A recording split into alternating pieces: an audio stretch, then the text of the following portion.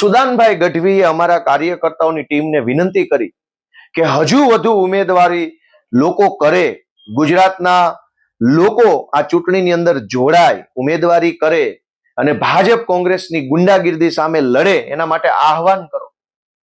આવું ઈશુદાનભાઈએ કીધું, એમાં શું ખોટું કીધું?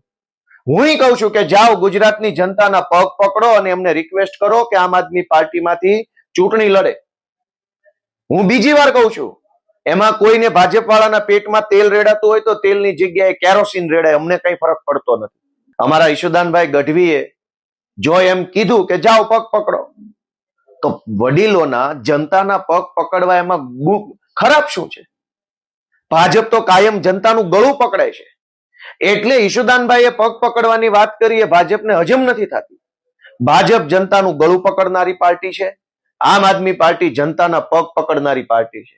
હું ગુજરાતની જનતાને વિનંતી કરું છું કે ગળું પકડે એવી પાર્ટી જોઈએ છે કે પગ પકડે એવી પાર્ટી જોઈએ છે?